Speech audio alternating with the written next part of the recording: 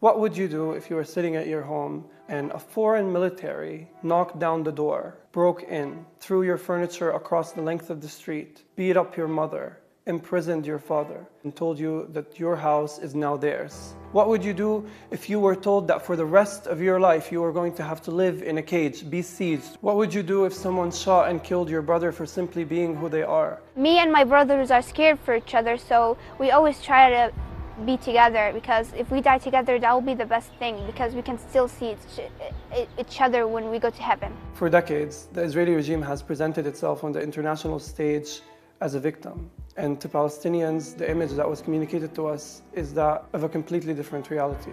The Israeli regime does not waste an opportunity to intimidate us, to instill fear within us. There is this strong man image, not only to intimidate us, but to reassure the Israeli society, who frankly needs our suffering in order to feel safe, needs images of our misery, of our bloodied and bruised young people to feel safe. Growing up Palestinian in occupied Jerusalem, it feels like you have a police officer in your bed and a police officer on your couch and a police officer in your kitchen. There is so much surveillance of every aspect of your life, be it your social life, your political thought, your activities at school, your activities on the street. They are telling us if we dare even think to resist, we are going to be clamped down on. You grow up in Palestine and you hear about the Nakba, which is the mass displacement of the Palestinian people at the hands of Zionist militias that would later form today's Israeli military. But the Nakba is not in the past tense. It's not a tragedy that once passed that we commemorate today, but it is in fact ongoing. For 75 years, the Israeli government has worked to ensure we no longer existed.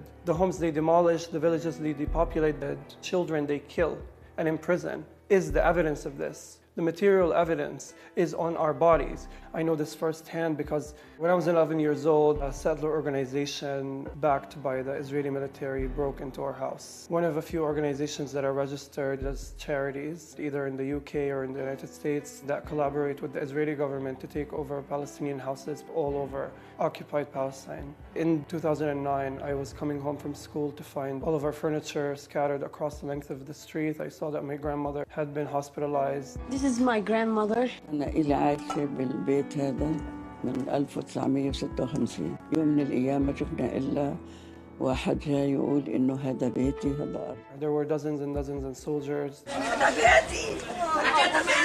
And that the settlers had taken over half of our house.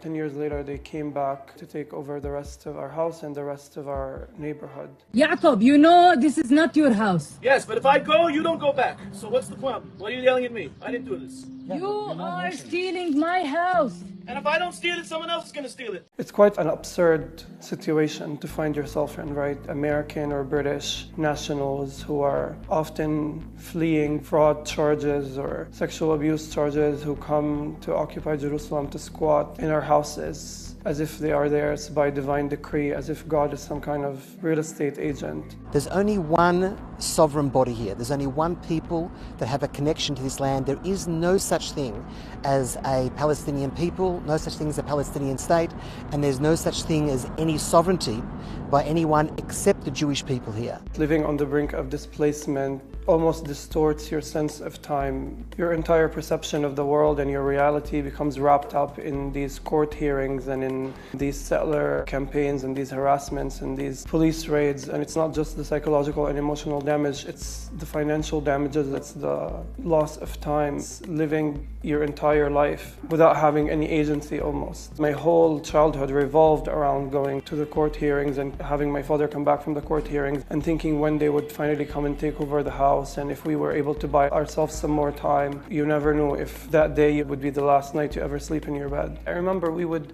go to the court hearings, and as the lawyers and judges deliberated, we would whisper in each other's ears shards of what we thought they said. It's almost like being a zebra at the mercy of a jury of hyenas. My grandmother used to say, if the judge is your enemy, to whom do you complain? The judge himself is a settler, and the court is a settler court, built on top of Palestinian land, and the laws are settler laws that were enacted to facilitate and bureaucratize and legalize the process of your own ethnic cleansing. The fact that there are Palestinians who can smell the humidity of the sea from their kitchen windows but can never go to the sea because there are dozens of checkpoints that separate them from it is violence. The fact that there are Palestinian kids in Lebanon, in refugee camps, who listen to their grandparents detail their past lives in Jaffa, in Yafa, in Haifa, in Nazareth, who look at those photographs and yearn to visit but can never visit, is within itself violence. There are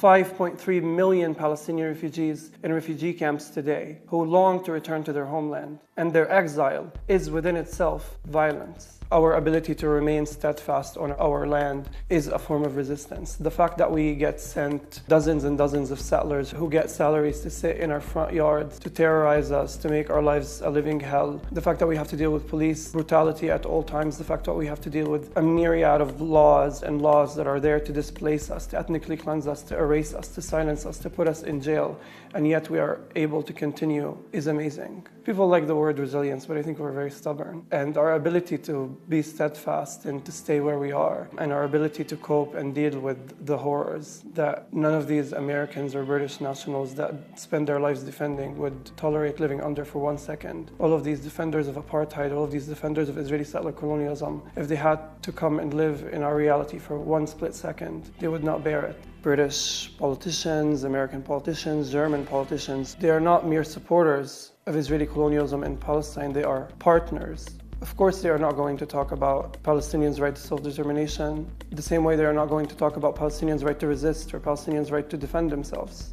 It's the same reason why they see no issue in talking about a nuclear state's right to defend itself from an unarmed population, as though that makes any sense. It is absurd that the world today has been duped to believe that one of the most lethal armies in the world, one of the most highly funded armies in the world, a nuclear state, is somehow defending itself against a population of refugees that are kept in an open-air prison, that are kept surrounded by a 9-meter-high concrete wall that swallows their land and tears their families apart. People hear the word colonialism and they think of something that is long gone in the past, and they don't realize that it exists in the present tense, in my front yard, in my neighborhood, on my street. There are Palestinian villages that today are being uprooted to be replaced by settler towns. There are Palestinian roads and cemeteries that are being desecrated to be replaced by military outposts and police departments. Colonialism is not something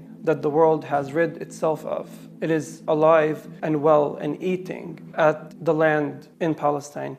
When we think of colonialism, all of us have a moral clarity. We know that it's bad, we outright reject it. And yet when we look at colonialism in Palestine today, this is a complicated issue, this is a nuanced issue, this is a touchy topic, it's a sensitive topic. We're not allowed to talk about it because it might ruin my career prospects. But need I remind you, across history, opposition to atrocities has not been met with applause. People who opposed injustices, who opposed colonialism, who opposed slavery, were not met with congratulations and red carpets and applause and awards. In fact, they were targeted and attacked and censored and smeared and persecuted. It is not easy to be on the right side of history. It takes courage. Ignorance is not the problem, it is inaction. Everything I've said here today has been said by hundreds, if not thousands, if not hundreds of thousands of Palestinians before me. And it is about time that something is done about the 75 years of Israeli settler colonialism in our lands. It is about time that we move on from trying to debate something so clearly indefensible and try to create some justice for the Palestinians that are living today. It has gone on for too long, and we deserve this justice within our lifetime. It's easy to look at people like Martin Luther King, Rosa Parks, Nelson Mandela, and think of them as courageous icons who must be respected. What is difficult is looking at an injustice as it happens in real time and deciding that you want to take a moral stance, that you want to be on the right side of history. Those of you watching this today have a chance to be on the right side of history. But the question is, are you going to take it?